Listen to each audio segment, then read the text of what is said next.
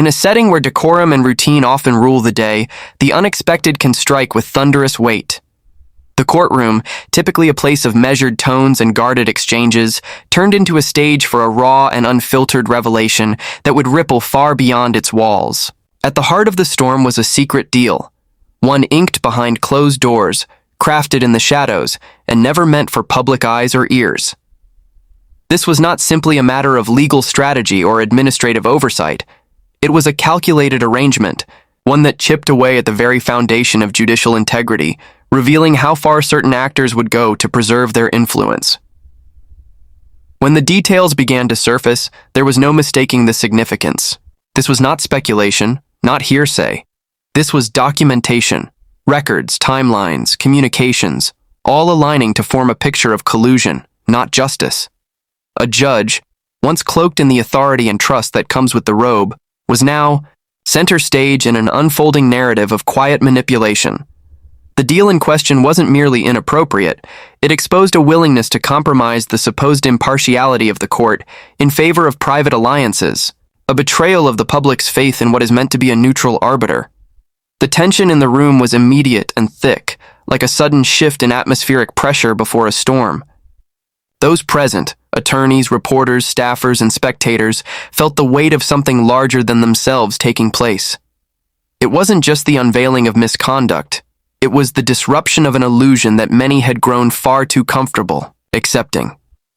The notion that the judicial system, for all its flaws, remained at least partially insulated from political rot was now directly under attack. No one had prepared for this kind of confrontation, not the handlers, not the clerks, not the so-called gatekeepers of the establishment. What made the moment even more powerful was the precision with which the facts were laid bare. There was no grandstanding, no theatricality, just cold, sharp clarity. The kind of clarity that makes people shift in their seats and glance nervously around the room, wondering who else knew and how long the cover had been maintained. It became abundantly clear that this was not a one-off scenario or an isolated lapse in judgment. This was systemic. And worse, it was normalized. The deal had existed in silence, protected by a mutual understanding that no one would break ranks. That unspoken pact was shattered that day. With every word, every disclosure, the layers peeled back.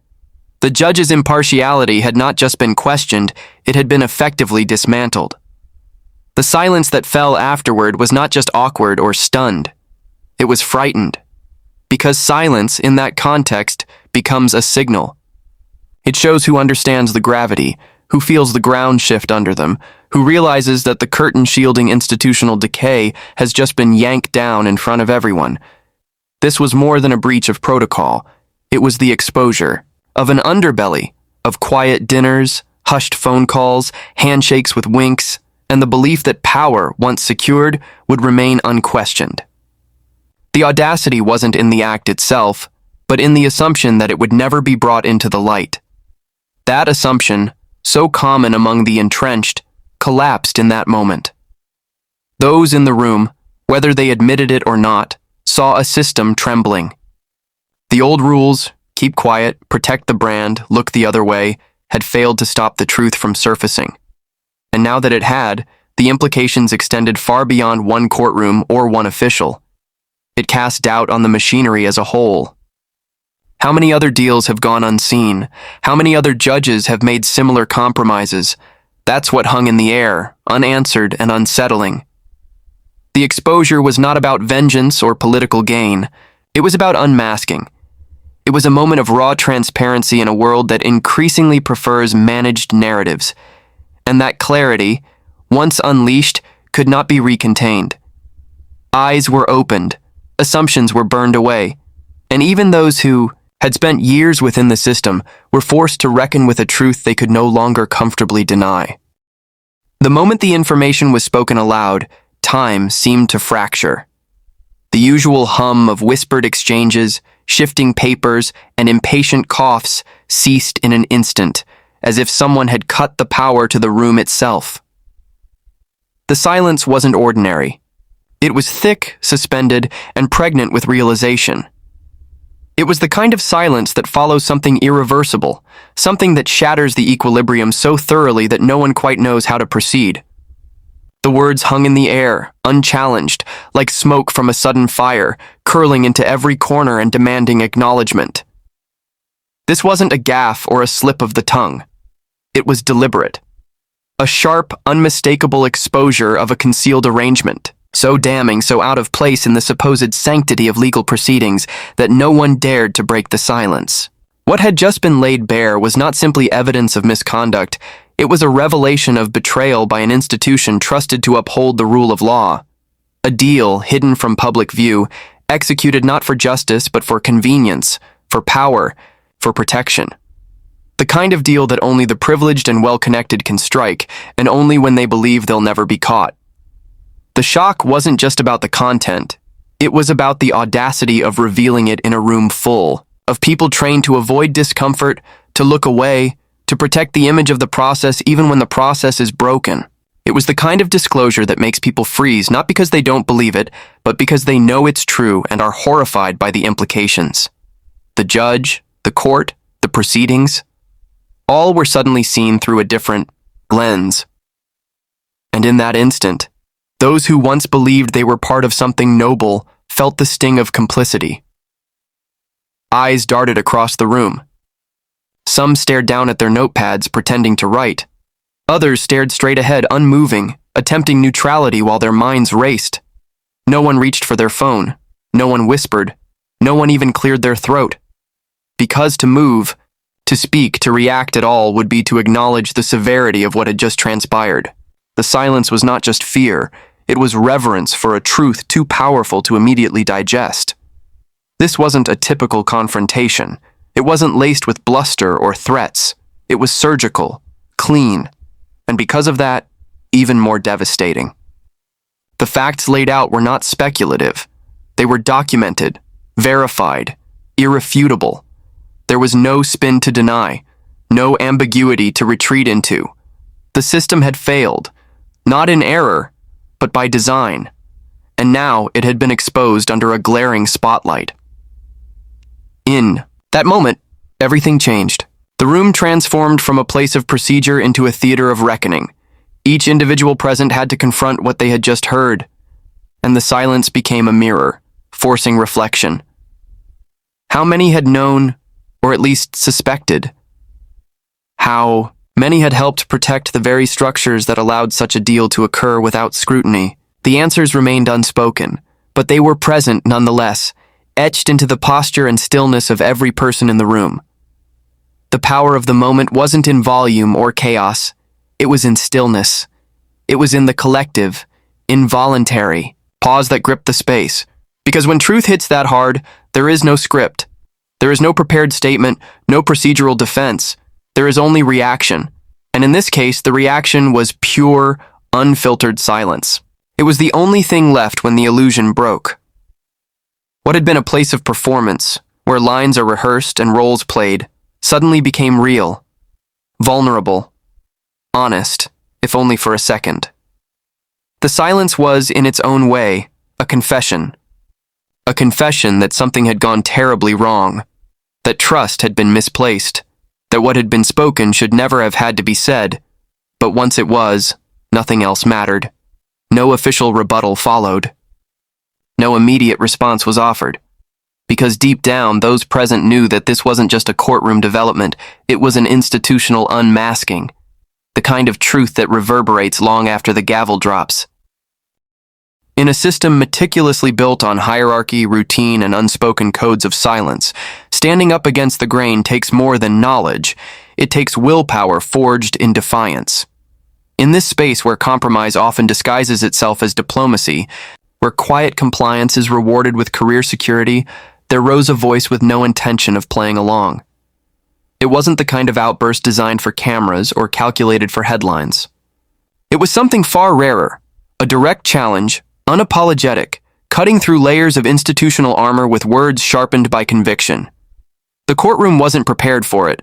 Few are when the expected script is tossed aside. The proceedings had followed their usual rhythm.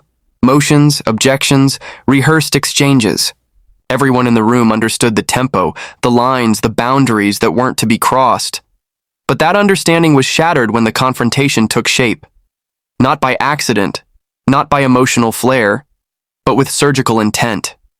The revelation was aimed precisely where it would hurt the most, at the quiet rot that had settled behind the curtain of legal formality. What was said wasn't veiled. It wasn't softened by euphemism or deflected by polite language.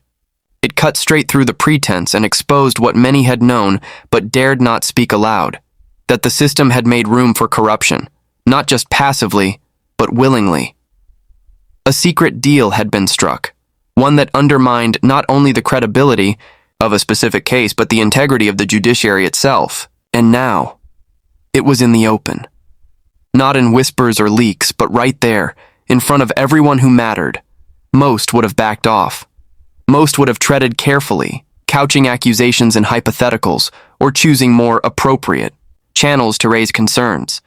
But this challenge was delivered without hesitation, without retreat, and without concern for the fallout. Because the truth demanded more than procedural politeness. It demanded confrontation. And that confrontation came not with rage, but with calm certainty. Like a lit match slowly moving toward dry kindling, knowing the fire would come. The reaction in the room was almost cinematic, a mix of disbelief, fear, and uncomfortable recognition. Some shifted uncomfortably, others stared forward blankly, pretending not to feel the tremors in the ground beneath them. But make no mistake, the moment landed. It was the sound of the unspoken being spoken. The system, so used to insulating itself with tradition and paperwork, had just been forced to acknowledge a fracture in its own foundation. And the one who delivered it stood firm. No apologies, no qualifiers. Just facts and the force of moral clarity. It wasn't an act of rebellion for rebellion's sake. It wasn't a performance. It was a moment born from the refusal to let silence do what it's always done. Protect the powerful and punish the honest. The kind of refusal that risks professional reputation, invites backlash, and burns bridges that can't be rebuilt. But it was done anyway, because someone had to. That kind of courage isn't loud for the sake of volume. It's not about being heard. It's about refusing to be ignored. In a system designed to grind dissent into paperwork and delays, this was a shock to the bloodstream. And more importantly, it was a signal, one that told everyone watching that the rules were being challenged not from the outside, but from within. Someone had dared to walk into the very heart of the machine and say what no one else would. It's easy to play the game, easy to nod along, to sign off, to pretend like every compromise is just part of the job. What isn't easy is pushing back when every incentive screams not to. What isn't easy is standing in a room full of enablers and saying, "This is wrong," with no caveats. But that's what happened. That's what changed the temperature in the room from comfortable to confrontational. That's what made the powerful shift in their chairs, suddenly unsure of their control. And in the face of that discomfort, there was no retreat. Just presence. Just a willingness to stare down the machinery and force it to recognize its own sickness. Not with fury, not with chaos, but with the steady, unflinching posture of someone who knows that truth has a place, even in rooms where it's been unwelcome for far too long. There's a reason some deals are never written down. They live in hushed conversations, in nods behind closed doors, in the mutual understanding between powerful figures that what's being discussed is never to be repeated. These are not official arrangements. They don't follow protocol or involve formal channels. They are forged in the shadows, shielded from scrutiny by the shared fear that exposure could unravel more than just one career. It could unravel an entire system of protected interests. The agreement at the center of this moment was precisely that kind of arrangement. A pact made with the full confidence that it would remain secret, buried beneath layers of legalese, decorum, and institutional complacency. What made the revelation so devastating was not just the nature of the deal, but the audacity behind its concealment. The assumption that it would never come to light wasn't based on lack of evidence or risk. It was based on certainty. Certainty that no one would ever speak it aloud. Certainty that everyone involved, directly or indirectly, would have too much to lose to let the truth surface. This was the quiet arrogance of unchecked power, the belief that once something is hidden well enough and for long enough, it becomes untouchable. So when the silence was finally broken, when the details were laid bare in front of a room full of people trained to avoid such discomfort, it didn't just expose wrongdoing, it shattered an illusion. The illusion that there are certain lines even the powerful won't cross. The illusion that institutions inherently police themselves. The illusion that justice, though slow, is always quietly working behind the scenes. Instead, what emerged was a raw view of the machinery behind the curtain, a place where influence could be traded like currency, and where a courtroom could become just another theater of control. This wasn't a leak. It wasn't a vague accusation. It was a direct and unflinching disclosure of facts, of timelines, names, decisions, all lining up to reveal a coordinated effort to suppress due process. And what made it land with such force wasn't just the content, but the context. This wasn't being whispered into a microphone after hours. It was said publicly, in broad daylight, with a clarity that left no room for reinterpretation. Those who heard it didn't need it explained. They knew exactly what it meant. The silence that followed wasn't just shock. It was recognition. Recognition that a barrier had been broken, one that had kept these truths comfortably out of sight. For many in that room, the unspoken question was immediate and unsettling. If this deal happened, how many others like it have slipped by unnoticed? What else has been buried under the weight of fear, favor, or institutional loyalty? The decision to speak it aloud wasn't made lightly. Doing so meant risking retaliation from those who had much to protect. It meant becoming a target, not just of criticism but of efforts to discredit, to silence, to erase. The people who broker such deals often don't fear being caught. They fear someone brave enough to pull the curtain aside. That fear became a reality the moment the truth hit the air. What followed was not a flurry of denials or immediate attempts at damage control.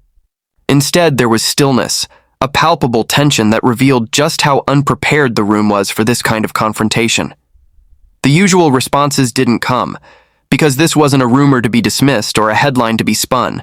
It was too precise, too damning. It was the kind of revelation that forces even the most complicit to momentarily pause and wonder whether their silence has bought them safety, or simply delayed their reckoning. And in that pause, the entire atmosphere shifted. The rules had changed. The unwritten boundaries that once protected the dealmakers had been breached. The quiet back channel, once so comfortably insulated, was now exposed. What was once whispered in private was now known in public. And for those who thought their secrets would stay safe forever, it was a warning. The truth has a way of surfacing, not with noise but with precision, and when it does, it leaves no corner untouched. The truth once spoken cannot be taken back. It echoes, it unsettles, it changes the room, the narrative, the trajectory of everything that follows. That's what happened here. Not just a revelation, but a rupture. One that split the thin veneer of institutional trust wide open. The silence that followed wasn't just awkward or tense, it was transformative. It marked the moment where the old rules no longer applied, where the quiet agreements and unspoken understandings lost their protective shield. There's a particular kind of courage required to say the thing no one else will say, to challenge. The silence not out of ambition or self-interest, but because it is the right thing to do. That kind of courage is rare, not because people don't know the truth, but because they're afraid of what speaking it will cost. And make no mistake, it does come at a cost. Reputation, alliances, future opportunities, all of it can be threatened the moment someone dares to speak against the grain. But the cost of silence is far greater. When corruption is allowed to fester behind closed doors, when power becomes a shield rather than a responsibility, the very foundations of justice begin to rot. Every time a secret deal goes unchallenged, it sends a message that the rules don't apply equally, that some people, because of their position or their connections, are above accountability. And when that becomes the norm, faith in the system doesn't just erode, it collapses. What happened in that room was more than just a confrontation. It was a reminder that institutions are only as honorable as the people who serve them. The robe, the bench, the seal, they don't create justice. People do.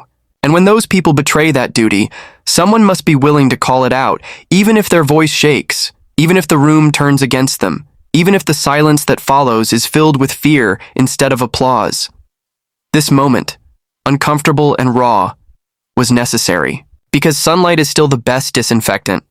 And even if the exposure doesn't lead to immediate change, it alters the dynamic forever.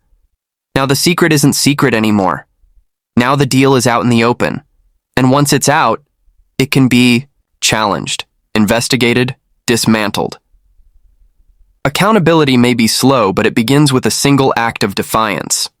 Some rooms fall silent because there's nothing to say. But this room went silent because everything had just been said. The truth landed, heavy and undeniable. And whether those in power admit it or not, something shifted that day. The curtain was pulled back. The deal was exposed. And no one, not the deal makers, not the enablers, not the complicit, can ever claim they didn't know. The silence may have returned, but now it holds a different weight. It's not protection anymore, it's consequence.